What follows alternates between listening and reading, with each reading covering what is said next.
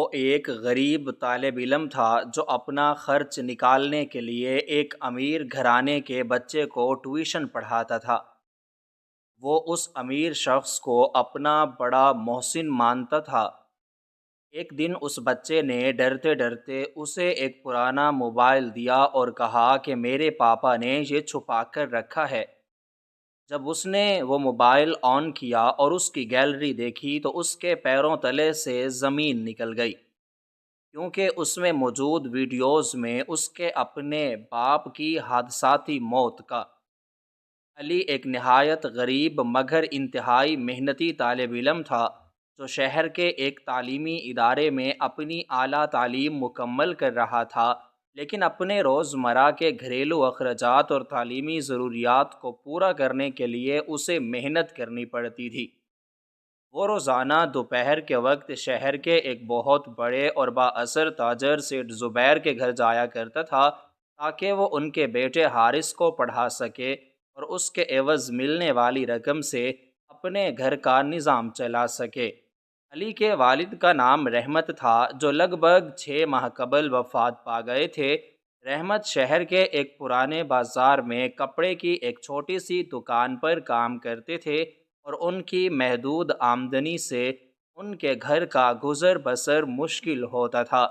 رحمت کی اچانک موت نے علی اور اس کی بوڑھی والدہ کو شدید مالی بحران میں دھکیل دیا تھا۔ ان کے لیے مکان کا کرایہ ادا کرنا، بجلی اور پانی کے بل بھرنا اور روزمرہ کے کھانے پینے کے سامان کا بندوبست کرنا تقریباً ناممکن ہو گیا تھا۔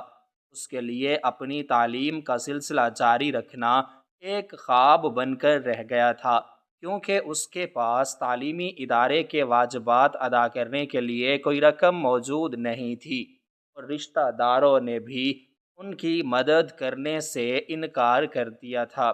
ان انتہائی مشکل اور کٹھن حالات میں سیٹھ زبیر نے علی کے خاندان کی مدد کرنے کی ذمہ داری لی تھی۔ سیٹھ زبیر رحمت کے پرانے واقف کاروں میں سے تھے اور انہوں نے علی کی والدہ سے وعدہ کیا تھا کہ وہ علی کی تعلیم کا سارا خرچ خود برداشت کریں گے اور انہیں کسی قسم کی پریشانی نہیں ہونے دیں گے۔ اس کے ساتھ ہی سیٹھ زبیر نے علی کو یہ پیشکش بھی کی تھی کہ وہ روزانہ ان کے بیٹے حارث کو تعلیمی معاملات میں رہنمائی فراہم کرنے آیا کرے، جس کے بدلے سیٹھ زبیر اسے ایک معقول رقم ماہانہ دیا کریں گے تاکہ وہ اپنے گھر کا خرچ بھی بآسانی چلا سکے۔ علی نے یہ پیشکش فوراً قبول کر لی تھی اور تب سے وہ روزانہ مقررہ وقت پر سیٹھ زبیر کے گھر جاتا تھا۔ آج بھی وہ اپنے گھر سے نکلا اور تیز قدموں سے چلتا ہوا سیٹھ زبیر کے بڑے گھر کی طرف روانہ ہوا۔ راستے میں وہ بازار سے گزرا جہاں اس نے اپنی والدہ کے لیے کچھ ضروری دوائیاں خریدیں اور پھر دوبارہ اپنے راستے پر چل پڑا۔ وہ چلتا ہوا سیٹھ زبیر کے گھر کے بڑے اور بھاری لوہے کے دروازے کے سامنے پہنچا۔ وہاں موجود محافظ نے علی کو روزمرہ کے معمول کے مطابق پہچان لیا اور بغیر کسی سوال کے دروازہ کھول دیا۔ وہ سیدھا گھر کے اندر داخل ہو گیا، جس کے اندر ایک بڑا اور کشادہ صحن تھا، جس کے پار ایک مخصوص مہمان خانہ واقع تھا جہاں وہ روزانہ حارث کو پڑھاتا تھا۔ علی سیدھا مہمان خانے کی طرف گیا اور لکڑی کا بھاری دروازہ دھکیل کر اندر داخل ہو گیا۔ اس کمرے میں بیٹھنے کے لیے ایک بڑی اور چوڑی میز موجود تھی، جس کے ارد گرد لکڑی کی مضبوط کرسیاں رکھی ہوئی تھیں۔ کمرے کے ایک کونے میں کتابوں کی ایک الماری بھی موجود تھی۔ حارث پہلے سے ہی میز کے قریب کرسی پر بیٹھا ہوا تھا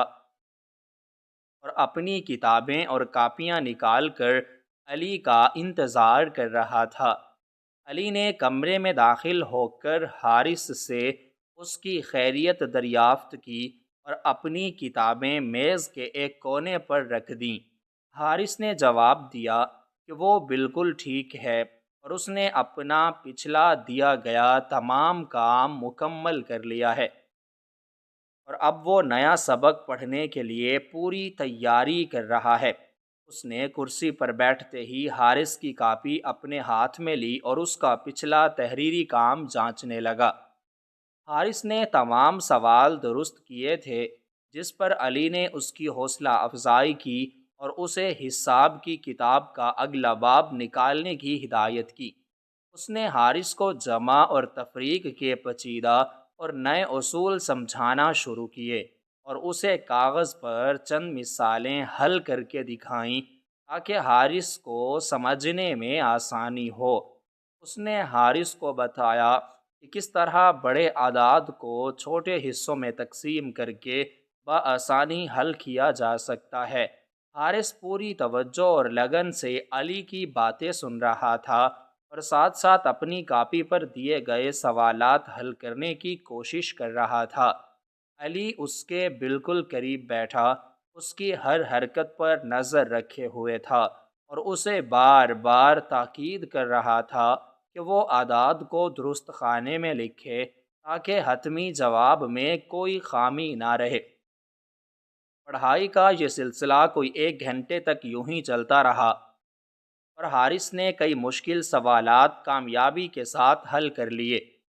اسی دوران مہمان خانے کا لکڑی کا دروازہ آہستہ سے کھلا اور سیٹھ زبیر کمرے کے اندر داخل ہوئے۔ سیٹھ زبیر نے ایک سادہ لباس پہنا ہوا تھا اور ان کے دائیں ہاتھ میں ایک سفید رنگ کا کاغذ کا لفافہ موجود تھا۔ علی نے سیٹھ زبیر کو دیکھتے ہی ان کے احترام میں اپنی کرسی سے کھڑے ہو کر انہیں باقاعدہ سلام کیا۔ سیٹھ زبیر نے نہایت نرمی سے سلام کا جواب دیا اور اپنے بائیں ہاتھ کے اشارے سے اس کو دوبارہ اپنی جگہ پر بیٹھنے کی ہدایت کی۔ سیٹھ زبیر چلتے ہوئے میز کے بالکل قریب آئے اور ایک خالی کرسی کھینچ کر علی اور حارث کے بالکل سامنے بیٹھ گئے۔ انہوں نے میز پر بکھری ہوئی حارث کی کتابوں اور کاپیوں کی طرف دیکھا اور حارث سے مخاطب ہو کر پوچھا کہ آج اس نے تعلیم میں کیا نیا سیکھا ہے اور کیا وہ اپنی پڑھائی پر پوری توجہ دے رہا ہے۔ حارث نے پوری تفصیل کے ساتھ سیٹھ زبیر کو بتایا کہ علی نے اسے آج حساب کے انتہائی مشکل اور نئے اصول سکھائے ہیں اور وہ اب پہلے سے زیادہ تیزی کے ساتھ اپنے سوالات حل کر سکتا ہے۔ سیٹھ زبیر نے حارث کی وہ کاپی اٹھا لی جس پر اس نے تازہ ترین سوالات حل کیے تھے اور ان کا بغور جائزہ لیا۔ کاپی پر حارث کا کام دیکھ کر سیٹھ زبیر مطمئن نظر آئے اور انہوں نے وہ کاپی واپس میز پر رکھ دی۔ پھر انہوں نے اپنا رخ مکمل طور پر علی کی طرف کر لیا اور اس سے دریافت کیا کہ اس کی اپنی اعلیٰ تعلیم کیسی چل رہی ہے اور کیا اس کے تعلیمی ادارے کے اساتذہ اس کی مجموعی کارکردگی سے مطمئن ہیں۔ علی نے انتہائی ادب سے جواب دیا کہ اس کی تعلیم بالکل درست سمت میں جا رہی ہے اور وہ اپنے تمام امتحانات میں بہت اچھے نمبر حاصل کر رہا ہے اور اساتذہ بھی اس کی محنت کے معترف ہیں۔ سیٹھ زبیر نے اس کی اس کارکردگی کو سراہا اور کہا کہ انہیں اس سے بالکل یہی امید تھی کہ وہ اپنے حالات سے گھبرائے بغیر اپنی تعلیم پر بھرپور توجہ دے گا۔ اس گفتگو کے بعد سیٹھ زبیر نے اپنے دائیں ہاتھ میں موجود وہ سفید لفافہ علی کی طرف بڑھا دیا۔ اس نے دونوں ہاتھوں سے وہ لفافہ پکڑا اور انتہائی احتیاط سے اسے قمیض کے سامنے والی جیب میں محفوظ کر لیا۔ سیٹھ زبیر نے علی کی طرف دیکھتے ہوئے کہا، اس لفافے میں اس مہینے کے پڑھانے کا طے شدہ معاوضہ موجود ہے اور ساتھ ہی انہوں نے اپنی طرف سے کچھ اضافی رقم بھی اس لفافے میں ڈال دی ہے تاکہ علی اپنی والدہ کی بیماری اور ان کی ضروری دوائیوں کا خرچ بھی بغیر کسی پریشانی کے نکال سکے۔ سیٹھ زبیر نے اپنی بات کو آگے بڑھاتے ہوئے کہا کہ وہ اس حقیقت سے پوری طرح واقف ہیں کہ رحمت کی سڑک پر ہونے والی ناگہانی موت کے بعد اس پر عمر کے اس حصے میں بہت بڑی اور بھاری ذمہ داری آ پڑی ہے، اور وہ اس بات کا بخوبی ادراک کرتے ہیں کہ اتنی کم عمری میں پورے گھر کا مالی بوجھ اٹھانا کس قدر مشکل اور صبر آزما کام ہوتا ہے۔ سیٹھ زبیر نے علی کو مکمل یقین دلایا کہ وہ ہر قدم پر اس کے خاندان کے ساتھ شانہ بشانہ کھڑے ہیں، اور علی کی اعلیٰ تعلیم مکمل ہونے اور اسے کوئی مناسب روزگار ملنے تک اس کا تعلیمی خرچ اسی طرح باقاعدگی سے ادا کرتے رہیں گے۔ انہوں نے اس کے مرحوم والد رحمت کا ذکر کرتے ہوئے بتایا کہ رحمت ان کا ایک نہایت پرانا اور مخلص جاننے والا تھا، اور ان دونوں کے درمیان بہت گہرا احترام کا رشتہ قائم تھا۔ اس لیے رحمت کے اس دنیا سے چلے جانے کے بعد اس کے اہل خانہ کی مالی اور اخلاقی مدد کرنا ان کا اولین اور بنیادی فرض بنتا ہے۔ سیٹھ زبیر نے علی کو سختی سے ہدایت کی کہ وہ پیسوں کی کمی کی فکر بالکل اپنے ذہن میں نہ لائے، اور اپنا سارا دھیان اور توانائی صرف اور صرف اپنی کتابوں اور آنے والے امتحانات پر مرکوز رکھے، کیونکہ اعلیٰ تعلیم حاصل کرنا ہی وہ واحد اور محفوظ راستہ ہے جس پر چل کر وہ اپنے اور اپنی والدہ کے حالات بدل سکتا ہے اور معاشرے میں ایک معزز مقام حاصل کر سکتا ہے۔ اس نے سیٹھ زبیر کی یہ تمام باتیں انتہائی خاموشی،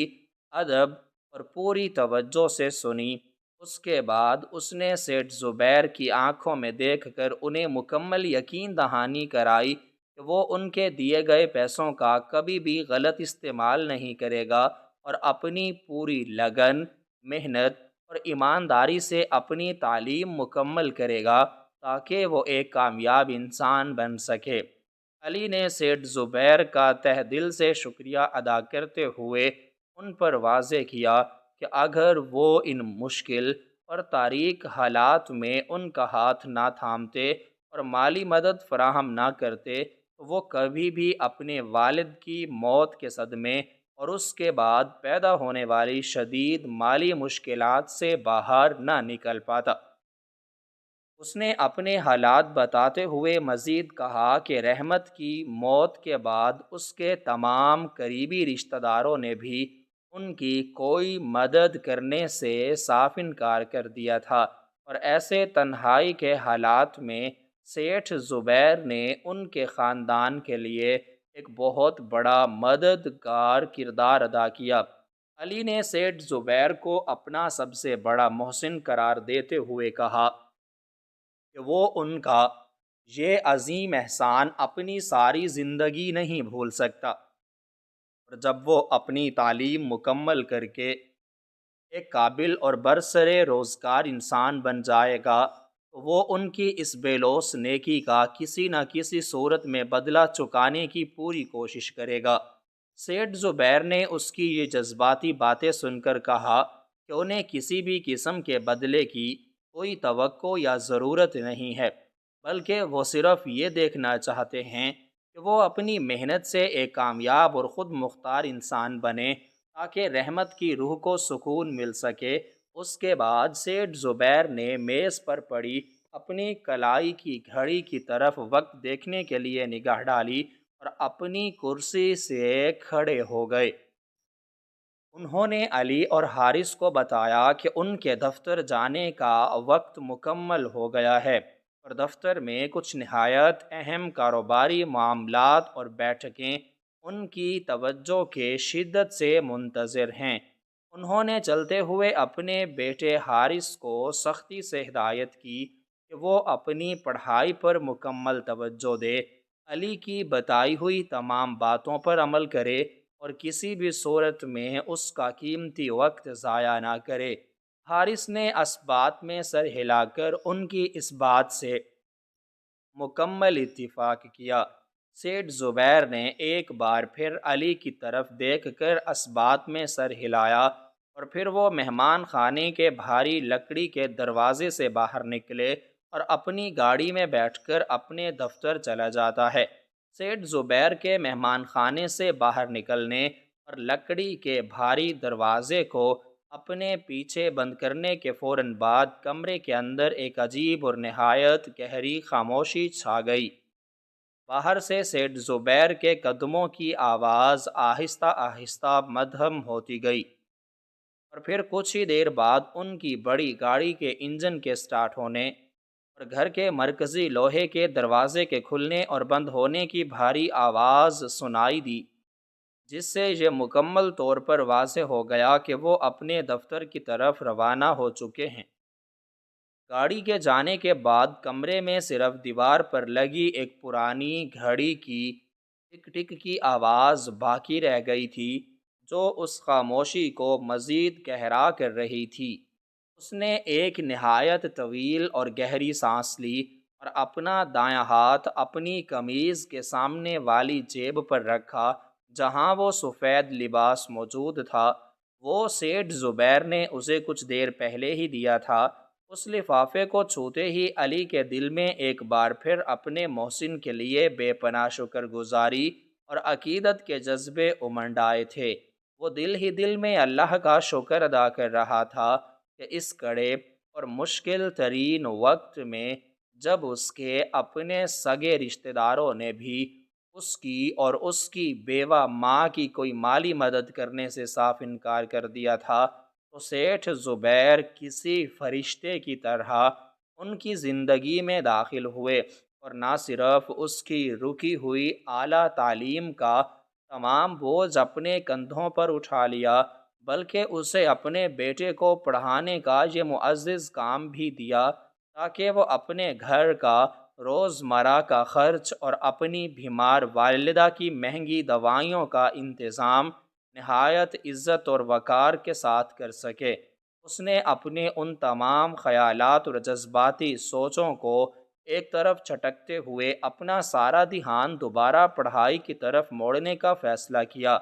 اس نے میز پر پڑی اپنی پینسل اٹھائی اور حارث کی طرف دیکھا تاکہ اسے حساب کے اگلے اور مزید پیچیدہ سوالات حل کرنے کی طرف متوجہ کر سکے اور ان کا پڑھائی کا یہ قیمتی وقت ضائع نہ ہو۔ لیکن جب علی کی نظر حارث کے چہرے پر پڑی تو وہ شدت حیرت اور الجھن کا شکار ہو گیا۔ اس نے محسوس کیا کہ سیٹھ زبیر کے جانے کے بعد حارث کی ظاہری اور ذہنی حالت بالکل تبدیل ہو چکی تھی۔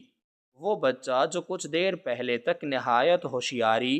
پوری توجہ اور گہری دلچسپی کے ساتھ حساب کے مشکل ترین اصول سمجھ رہا تھا اور اپنے باپ کے سامنے نہایت پراعتماد، فرما بردار اور خوش باش نظر آ رہا تھا، اب اچانک ایک نامعلوم خوف، بے چینی اور شدید گھبراہٹ کا شکار ہو چکا تھا۔ علی نے بغور اور نہایت غور سے حارث کے چہرے کی طرف دیکھا تو اسے بخوبی اندازہ ہوا کہ حارث کا رنگ بالکل پیلا پڑ چکا ہے، جیسے اس کے جسم سے سارا خون نچڑ گیا ہو، اور اس کی پیشانی پر سردیوں کے اس ٹھنڈے موسم کے باوجود پسینے کے ننھے ننھے قطرے چمک رہے تھے۔ حارث کی آنکھوں میں ایک عجیب سی وحشت اور گہری بے چینی واضح طور پر نظر آ رہی تھی، جو کسی بہت ہی گہرے، چھپے ہوئے اور خوفناک راز کی نشاندہی کر رہی تھی۔ وہ بار بار اپنی نظریں حساب کی کھلی ہوئی کتاب سے ہٹا کر مہمان خانے کے بند لکڑی کے دروازے کی طرف دیکھ رہا تھا، جیسے اسے کسی کے اچانک اندر آ جانے کا شدید ڈر ہو، یا وہ اس بات کی مکمل طور پر تسلی کرنا چاہتا ہو کہ اس کا باپ واقعی گاڑی میں بیٹھ کر گھر سے بہت دور جا چکا ہے اور اب اس کے اچانک واپس لوٹنے کا کوئی امکان باقی نہیں ہے۔ علی نے حارث کی اس غیر معمولی اور پریشان کن حالت کو دیکھتے ہوئے نہایت نرمی، ہمدردی اور شفقت بھرے لہجے میں اس سے پوچھا کہ اسے کیا مسئلہ درپیش ہے اور کیا اس کی طبیعت اچانک خراب ہو گئی ہے، یا حساب کے یہ مشکل سوالات اسے پریشان کر رہے ہیں، اور اگر وہ تھک گیا ہے تو وہ کچھ دیر کے لیے پڑھائی روک کر آرام کر سکتے ہیں۔ حارث نے اس کی ان تمام ہمدردانہ باتوں کا کوئی واضح جواب نہیں دیا، بلکہ اس کے ہونٹ ہلکے ہلکے کانپ رہے تھے اور وہ اپنے ہاتھوں کی چھوٹی چھوٹی انگلیوں کو مسلسل ایک دوسرے میں الجھا رہا تھا اور سختی سے دبا رہا تھا۔ علی کی پریشانی اور تشویش میں مزید اضافہ ہو گیا۔ اس نے اپنی لکڑی کی کرسی کو کھینچ کر حارث کے تھوڑا اور قریب کیا اور اپنا دایاں ہاتھ نہایت محبت اور شفقت کے ساتھ حارث کے کانپتے ہوئے کندھے پر رکھ دیا۔ اسے دلاسا اور حوصلہ دینے کی بھرپور کوشش کی۔ اس نے حارث کو مکمل یقین دلایا کہ وہ اس کا محض ایک استاد ہی نہیں ہے، بلکہ اس کا ایک بہت اچھا اور ہمدرد دوست بھی ہے، اور اگر کوئی بھی بات اسے اندر ہی اندر کھا رہی ہے، پریشان کر رہی ہے یا خوف زدہ کر رہی ہے، تو وہ بلا جھجک اور بغیر کسی ڈر کے اسے بتا سکتا ہے، اور وہ اس کی ہر ممکن مدد کرنے کے لیے پوری طرح تیار ہے۔ حارث نے ایک بار پھر کوئی لفظ ادا نہیں کیا، لیکن اب اس کی سانسیں بہت تیز ہو چکی تھیں اور اس کا سینہ تیزی سے اوپر نیچے ہو رہا تھا۔ وہ کرسی پر بار بار پہلو بدل رہا تھا، جیسے کوئی بہت بڑا اور بھاری فیصلہ کرنے کی شدید کشمکش میں مبتلا ہو، اور اسے سمجھ نہ آ رہا ہو کہ وہ اپنی بات کس طرح شروع کرے۔ کچھ دیر اسی طرح شدید خوف، تذبذب اور خاموشی میں گزارنے کے بعد بالآخر حارث نے اپنے کانپتے ہوئے ہاتھوں سے حساب کی کھلی ہوئی کتاب کو بند کر دیا اور اپنی پینسل، ربڑ اور تراشنے والے آلے کو نہایت احتیاط کے ساتھ سمیٹ کر میز کے ایک کونے پر رکھ دیا۔ علی نہایت خاموشی اور حیرت سے اس کی ان تمام حرکات کو بغور دیکھ رہا تھا، کیونکہ پڑھائی کا وقت ابھی کافی باقی تھا اور حارث کا اس طرح اچانک اپنی کتابیں بند کر دینا اس کے روزمرہ کے معمول اور عادت کے بالکل خلاف تھا۔ کتابیں بند کرنے کے بعد حارث نے جھک کر اپنی کرسی کے نیچے فرش پر رکھا ہوا اپنا بڑا اور بھاری سکول کا بستہ اٹھایا اور اسے پوری طاقت لگا کر اپنی گود میں رکھ لیا۔ یہ بستہ گہرے نیلے رنگ کا تھا اور اس میں حارث کی اسکول اور ٹیوشن کی تمام کتابیں اور کاپیاں موجود ہوتی تھیں۔ حارث نے بستے کی لوہے کی زپ کو اپنی کانپتی ہوئی انگلیوں سے پکڑا اور بہت آہستہ سے اور انتہائی احتیاط کے ساتھ اسے کھولنا شروع کیا، جیسے وہ بالکل نہیں چاہتا ہو کہ زپ کے کھلنے کی ذرا سی بھی کرخت آواز کمرے کی اس گہری خاموشی کو توڑے یا باہر صحن میں کھڑے کسی ملازم یا محافظ کو سنائی دے۔ بستے کا منہ پوری طرح کھلنے کے بعد حارث نے اپنا دایاں ہاتھ اس کے اندر ڈالا اور کتابوں اور کاپیوں کے بالکل نچلے اور آخری حصے میں کچھ ٹٹولنے لگا۔ اس کے چہرے کے تاثرات اور آنکھوں کے خوف سے صاف لگ رہا تھا کہ وہ بستے کے اندر سے کوئی ایسی چیز نکالنے کی کوشش کر رہا ہے جو اس نے بہت چھپا کر اور دبا کر رکھی ہوئی تھی، اور جس کا باہر آنا کسی بڑے طوفان کا پیش خیمہ ہو سکتا تھا۔ علی بالکل خاموشی سے اپنی کرسی پر بیٹھا اس تمام پر اسرار منظر کو دیکھ رہا تھا، اور اس کے ذہن میں کئی عجیب اور پریشان کن سوالات تیزی سے جنم لے رہے تھے کہ آخر اس چھوٹے سے بچے نے اپنے بستے میں ایسی کون سی خطرناک یا انوکھی چیز چھپا رکھی ہے جو اسے اس قدر خوفزدہ کر رہی ہے، اور وہ اسے بستے سے نکالتے ہوئے اس قدر محتاط اور ڈرا ہوا کیوں ہے۔ چند لمحوں کی طویل تلاش کے بعد حارث کا ہاتھ بستے کے اندر کسی ٹھوس اور بھاری چیز پر جا ٹکا۔ اس نے ایک لمبی اور گہری سانس اندر کھینچی، جیسے وہ اپنے اندر موجود تمام تر ہمت اور طاقت جمع کر رہا ہو، اور پھر آہستہ آہستہ اپنا ہاتھ بستے سے باہر نکالنے لگا۔ جب حارث کا ہاتھ پوری طرح بستے سے باہر آیا اور اس نے اپنی مٹھی کھولی تو علی کی حیرت اور صدمے کی کوئی انتہا نہ رہی۔ حارث کی چھوٹی سی کانپتی ہوئی اور پسینے سے تر ہتھیلی پر ایک بہت ہی پرانا، خستہ حال اور کالے رنگ کا موبائل فون رکھا ہوا تھا۔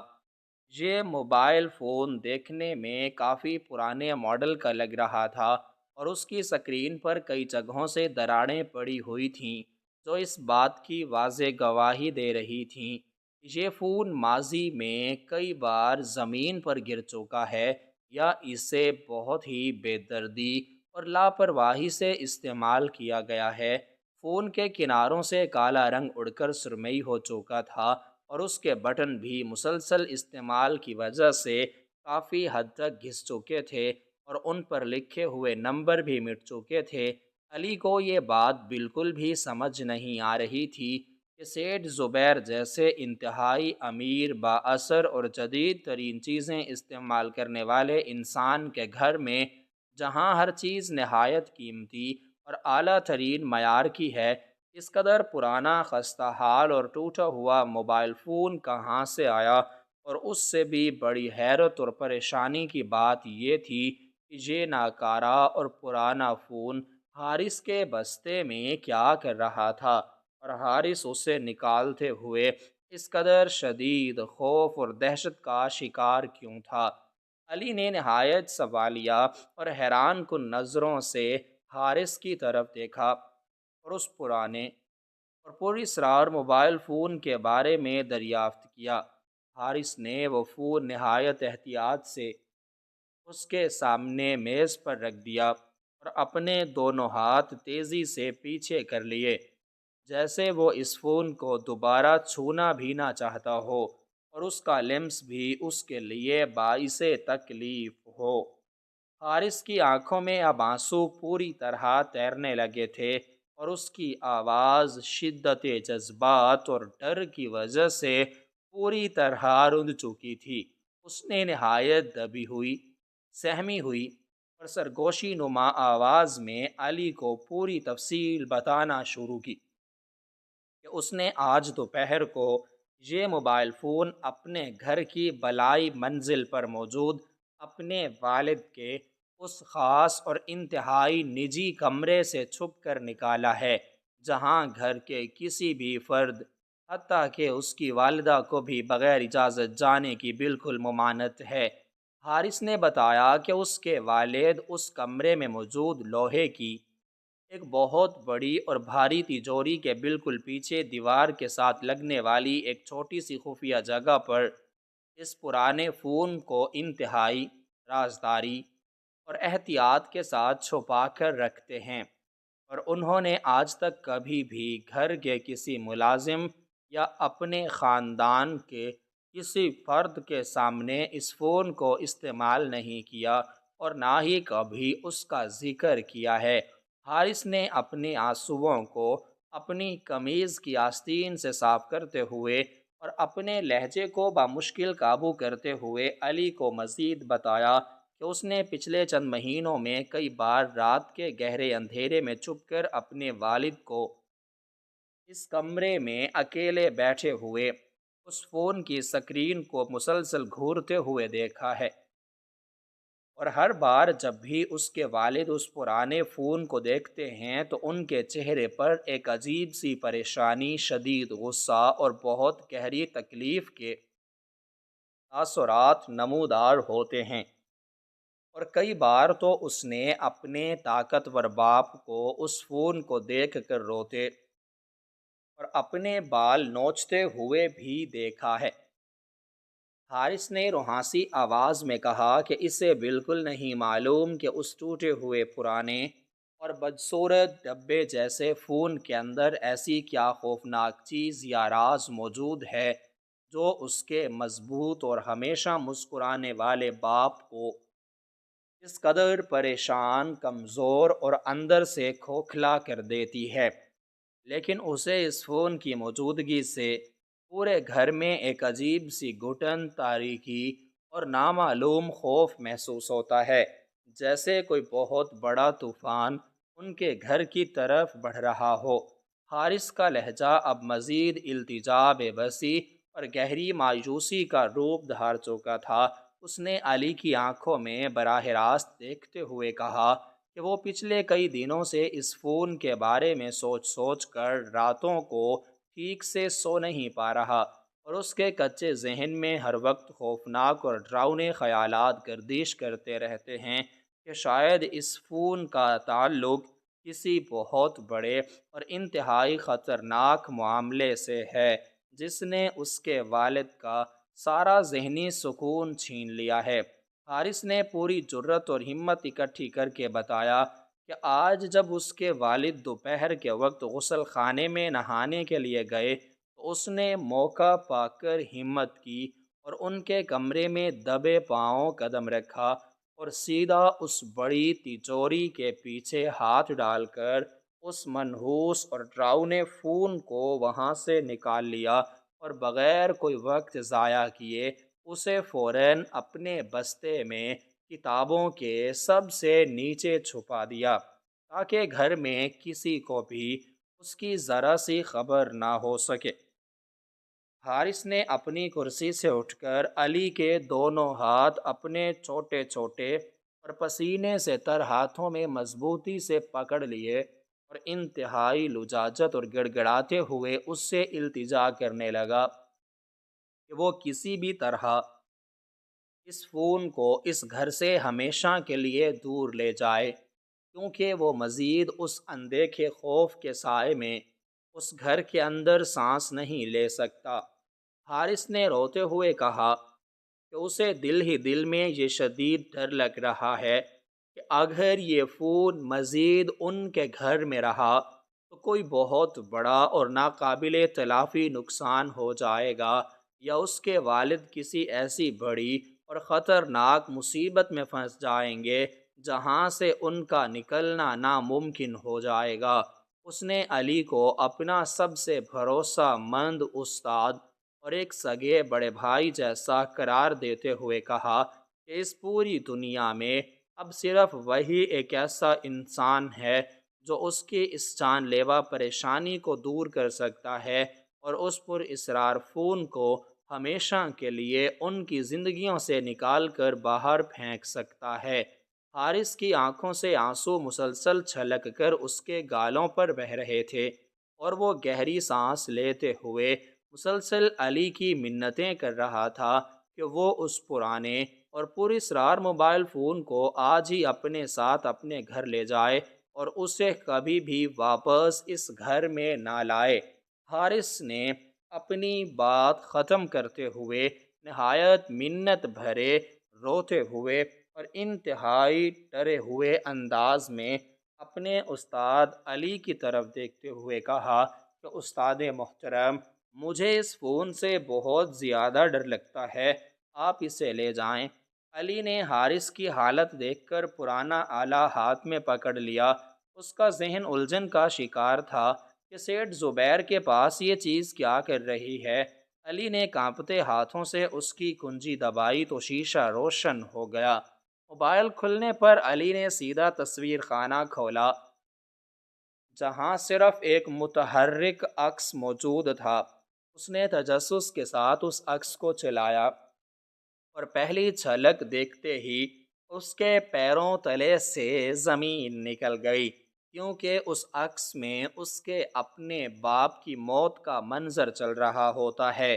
علی کی آنکھیں پھٹی کی پھٹی رہ گئیں اور اس کا دماغ کسی شدید جھٹکے کے زیر اثر مکمل طور پر سن ہو گیا۔ جب اس نے اس پرانے اور خستہ حال موبائل کے چھوٹے سے پردے پر چلنے والے منظر کو بغور دیکھا،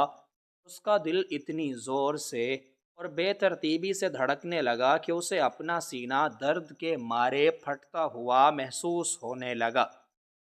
اور اس کے ساتھ اس قدر تیزی سے کانپ رہے تھے کہ اسے وہ پرانا موبائل اپنے دونوں ہاتھوں میں مضبوطی سے پکڑنا بھی انتہائی دشوار لگ رہا تھا۔ متحرک عکس کے بالکل آغاز میں منظر انتہائی واضح تھا، جس میں سیٹھ زبیر اپنی نہایت قیمتی اور پرتعش گاڑی میں سوار شہر کے مضافات میں موجود ایک انتہائی سنسان اور ویران کچی سڑک سے گزر رہا تھا۔ منظر کی تفصیلات سے صاف ظاہر ہو رہا تھا کہ یہ شہر کا وہ دور افتادہ علاقہ ہے جہاں آج کل نیا نیا تعمیراتی کام شروع ہوا تھا، اور اسی وجہ سے وہاں عام لوگوں اور گاڑیوں کی آمد و رفت نہ ہونے کے برابر تھی۔ سیٹھ زبیر کے ایک ہاتھ میں اس کی چمکدار اور مہنگی گاڑی کا پہیہ تھا، جبکہ دوسرے ہاتھ میں اس نے یہی ویڈیو بنانے والے موبائل کو مضبوطی سے تھام رکھا تھا، جس سے وہ گاڑی چلاتے ہوئے انتہائی بے احتیاطی کے ساتھ سڑک کے کنارے زیر تعمیر ایک نہایت بلند و بالا اور شاندار تجارتی عمارت کے مناظر محفوظ کر رہا تھا۔ اس کی حرکات اور انداز سے یہ بات بالکل واضح تھی کہ وہ اس زیر تعمیر عمارت کو خریدنے یا اس میں بہت بڑی سرمایہ کاری کرنے کا پختہ ارادہ رکھتا ہے، اور اسی لیے وہ اس ڈھانچے کے مختلف زاویوں کو نہایت دلچسپی اور توجہ کے عکس کے ساتھ کر رہا ہے، تاکہ بعد میں اپنے دفتر میں بیٹھ کر اس کا مزید بغور جائزہ لے سکے۔ گاڑی کچے راستے پر اپنی درمیانی رفتار سے چلتی جا رہی تھی، اور سیٹھ زبیر کی پوری توجہ سڑک کی بجائے اس عمارت پر مرکوز تھی کہ اچانک موبائل کا رخ سڑک کے بالکل کنارے کی طرف مڑا، جہاں مٹی اور اڑتی ہوئی دھول کے درمیان ایک انتہائی دلخراش اور خوفناک منظر موجود تھا۔ سڑک کے بالکل دائیں جانب ایک پرانی زنگ آلود اور خستہ حال سائیکل گری پڑی تھی، جس کا پہیہ ابھی تک ہلکا ہلکا گھوم رہا تھا، اور اس سائیکل کے بالکل قریب خشک مٹی پر ایک شخص اوندھے منہ گرا ہوا تھا، جو شدید درد اور تکلیف کی شدت سے دوہرا ہو کر تڑپ رہا تھا۔ یہ شخص کوئی عام راہگیر نہیں تھا، بلکہ یہ علی کا اپنا سگا اور بوڑھا باپ رحمت تھا، جو اپنے روزمرہ کے کام کاج اور محنت مزدوری کے سلسلے میں اس ویران اور سنسان راستے سے گزر رہا تھا، تو راستے میں اچانک دل کا شدید اور جان لیوا دورہ پڑنے کے باعث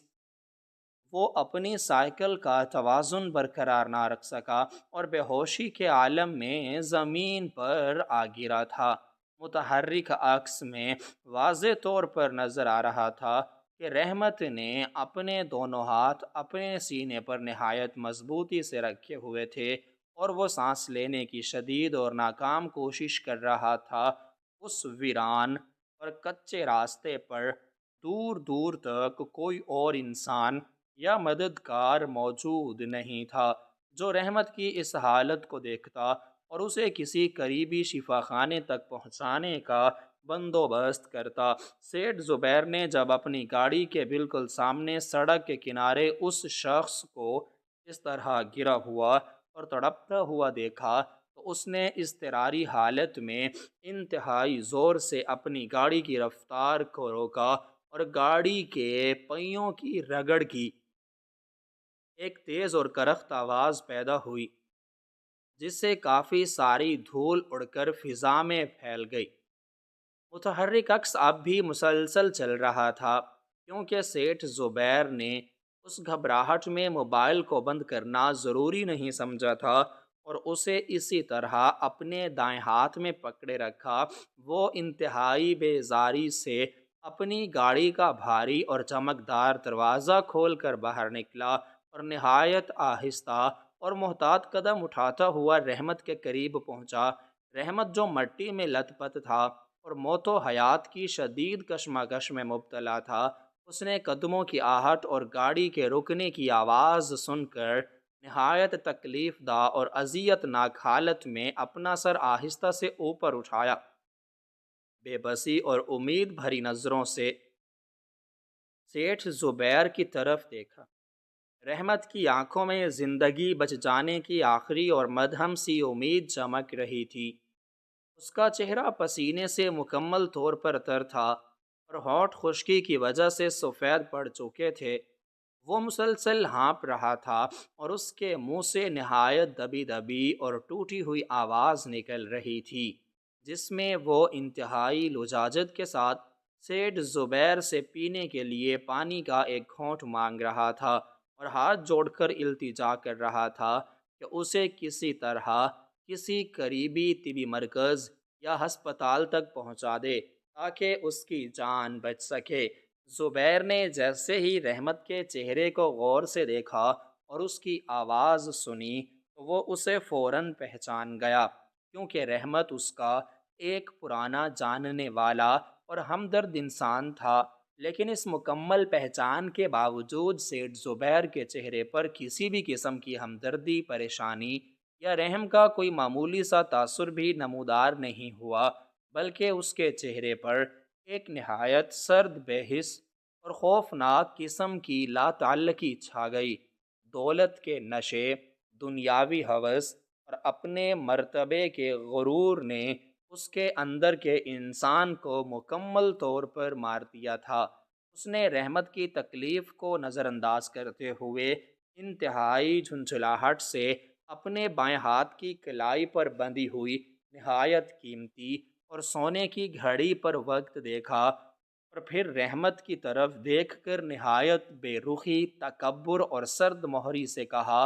کہ وہ اسے اس گندی اور خراب حالت میں یہاں سے اٹھا کر اپنی اتنی مہنگی گاڑی میں بٹھا کر ہسپتال نہیں لے جا سکتا،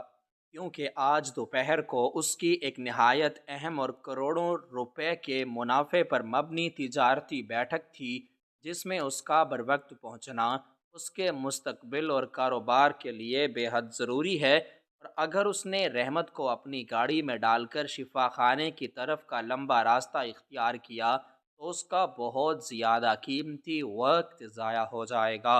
اور وہ اس بڑی تجارتی کامیابی اور منافع بخش معاہدے سے ہمیشہ کے لیے محروم ہو جائے گا۔ سیٹھ زبیر نے نہایت بے دردی سے مزید بڑبڑاتے ہوئے کہا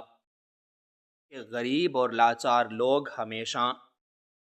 غلط وقت پر دوسروں کے لیے مصیبت کھڑی کر دیتے ہیں، اور ان کا کام صرف امیروں کا وقت اور پیسہ برباد کرنا ہوتا ہے۔ رحمت نے اپنی بقیہ تمام تر جسمانی طاقت اور ہمت کو اکٹھا کر کے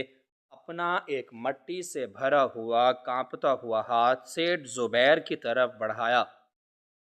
تاکہ وہ اس کا لباس پکڑ کر اسے روک سکے اور اسے واسطہ دے سکے، لیکن سیٹھ زبیر نے مڑ کر بھی نہیں دیکھا، اور دولت کے گھمنڈ اور دیر ہونے کے ڈر سے سیدھا مڑ کر اپنی شاندار گاڑی کی آرام دہ نشست پر جا بیٹھا۔ اس نے نہایت بے پرواہی سے گاڑی کا دروازہ زور سے بند کیا، اور موبائل کی ریکارڈنگ کو بند کرنے سے عین قبل آخری چند لمحوں کے منظر رحمت کو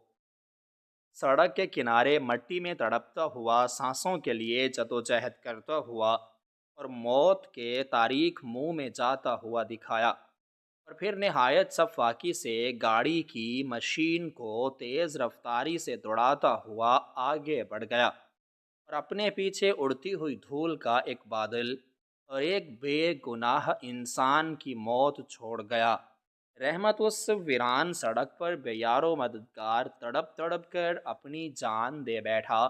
اور یہاں وہ متحرک عکس مکمل طور پر ختم ہو گیا اور پردہ سیاہ پڑ گیا۔ علی کا دماغ اس دردناک اور ہولناک حقیقت کو جاننے کے بعد سئی سئی کر رہا تھا، اور اس کے پورے وجود پر ایک عجیب سی لرزش اور کپکپاہٹ طاری تھی۔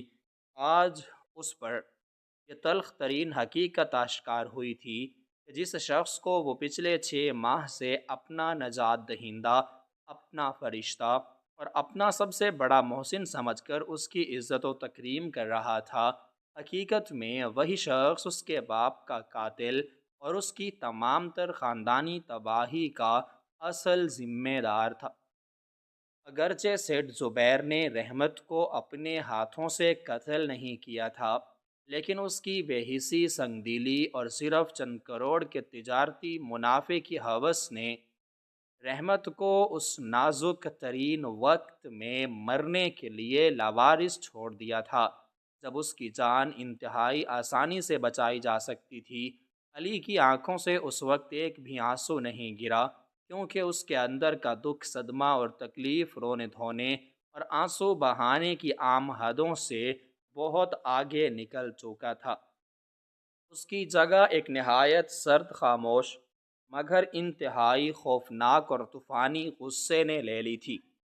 اس نے مہمان خانے کی لکڑی کی میز پر پڑے ہوئے اس سفید لفافے کی طرف نہایت حقارت سے دیکھا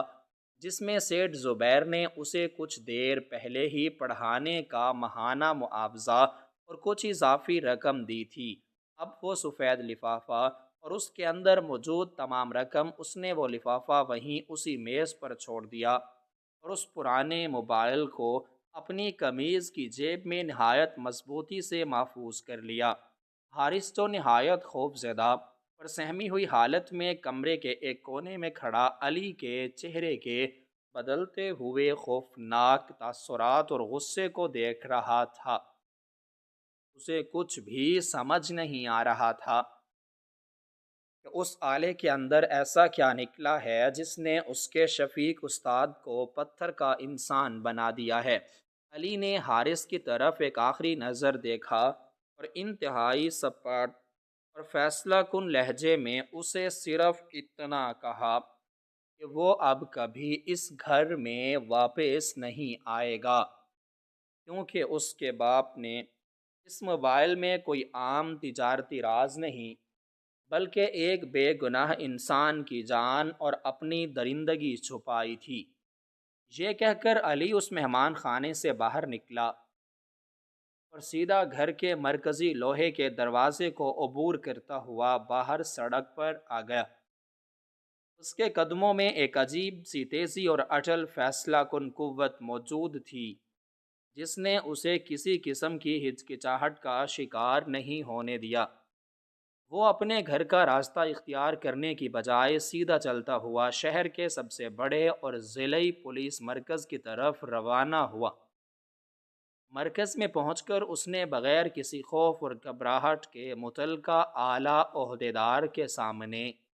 وہ پرانا موبائل اور اس میں موجود وہ دل دہلا دینے والی ریکارڈنگ بطور ناقابل تردید ثبوت پیش کر دیا۔ پولیس کے عہدیدار نے جب وہ پورا منظر شروع سے آخر تک دیکھا اور اس میں موجود سیٹھ زبیر کی اس مجرمانہ غفلت، بے حسی اور سنگ دلی کا بغور مشاہدہ کیا تو وہ بھی حیرت اور صدمے میں مبتلا ہو گیا۔ اس نے معاملے کی سنگینی کو محسوس کرتے ہوئے فوری طور پر اپنے ماتحت اہلکاروں کی ایک بھاری نفری کو متحرک کیا اور اسی وقت بغیر کوئی منٹ ضائع کیے سیٹھ زبیر کے اس شاندار اور پرتعیش دفتر کی طرف روانہ ہو گئے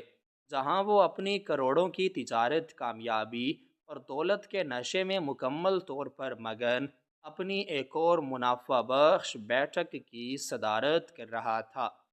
پولیس کی بھاری نفری نے جب اچانک اس کے دفتر کا دروازہ کھول کر اندر داخل ہو کر اسے چاروں طرف سے گھیرے میں لیا اور اعلیٰ عہدیدار نے سیٹھ زبیر کو اس کے جرم کی سنگینی اور ایک انسان کو جان بوجھ کر موت کے منہ میں دھکیلنے کے بارے میں بتاتے ہوئے وہی پرانا موبائل اور ریکارڈنگ اس کی آنکھوں کے سامنے کیا تو سیٹھ زبیر کے چہرے کا سارا رنگ اڑ گیا اور اس کے ماتھے پر پسینے کے قطرے نمودار ہو گئے۔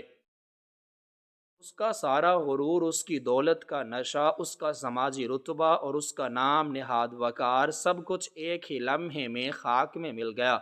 اسے اپنے بچاؤ کا کوئی راستہ نظر نہیں آ رہا تھا کیونکہ ثبوت اتنا واضح اور ناقابل تردید تھا کہ کوئی بھی وکیل یا قانون دان اسے اس مجرمانہ غفلت سے بری نہیں کروا سکتا تھا۔ پولیس نے اسی وقت تمام لوگوں اور اس کے تجارتی شراکت داروں کے سامنے اس کی کلائیوں پر لوہے کی ہتھکڑیاں پہنائیں اور اسے مجرمانہ غفلت اور ایک انسان کو جان بوجھ کر موت کے منہ میں چھوڑنے کے انتہائی سنگین